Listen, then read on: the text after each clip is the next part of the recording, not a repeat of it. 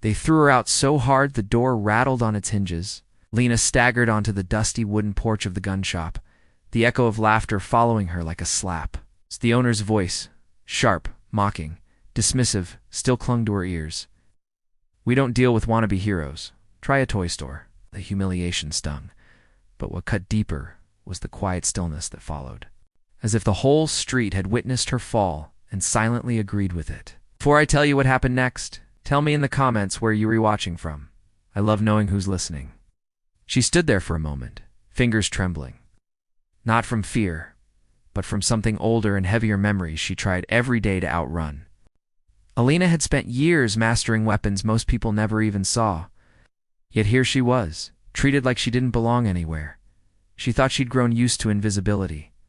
She thought strength meant swallowing every insult. She was wrong. As she walked toward her truck, the sun dipped lower, stretching long shadows across the gravel. Her boots felt heavier with each step.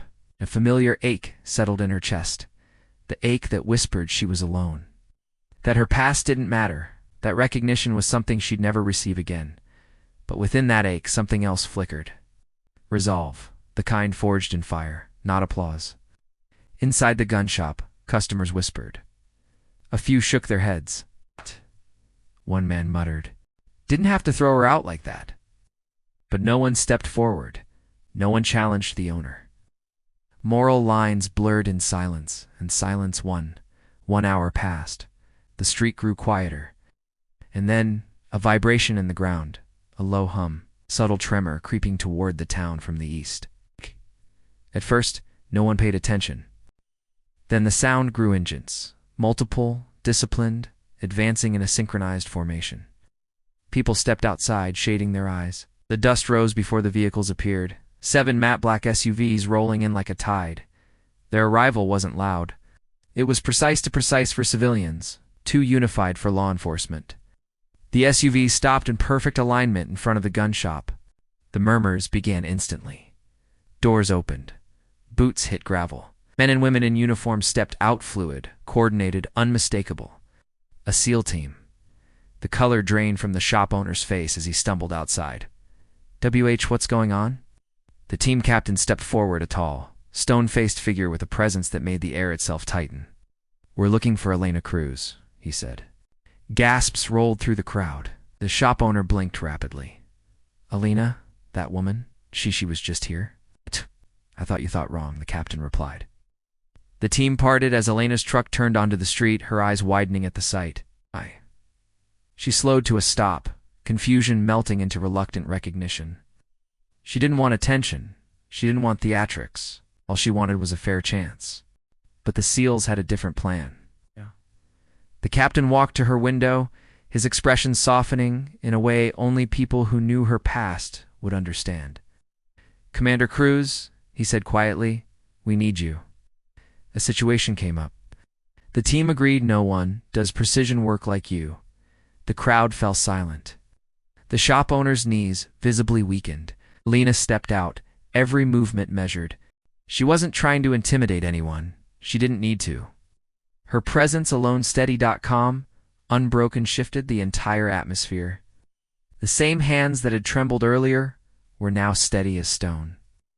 A woman from the team approached her with a respectful nod. "We heard how you were treated," she said softly. "We don't take kindly to our own being disrespected." The shop owner swallowed hard. I didn't know who she was." "That's the thing," Alina finally said, her voice quiet but cutting through the air with truth. "You don't have to know someone to treat them with basic respect." The words settled over the crowd like dust stirred by a passing stormlight, soft but impossible to ignore. The captain spoke next. "If she wants something from your shop, you will assist her. And you will do it right." For a moment, moral tension hummed in the air. Was it right to shame a man who had shamed her? Was this justice or vengeance? But then the shop owner stepped forward, his voice shaking. "Ma'am, I'm sorry, truly, please, come in." Alina exhaled, not with victory, but with clarity. She didn't want revenge. She wanted dignity. And here now she'd finally reclaimed it. She followed him inside. The crowd watched in reverent silence. And when she emerged minutes later with exactly what she needed, the seal stood ready, forming a protective arc around her, an honor usually reserved for legends. Because that's what she was. A legend hiding behind quiet strength. A woman the world underestimated until it couldn't anymore. 'Cause kindness doesn't vanish. It waits. And it finds its way back. And in that same doorway where she was thrown out, she walked out again. Not pushed, not mocked, but respected. The dust lifted behind her as she left, carrying with her the truth she'd earned the hard way. If you felt her journey, tell me in the comments, and don't forget to subscribe to Whispered Words for more powerful stories like this.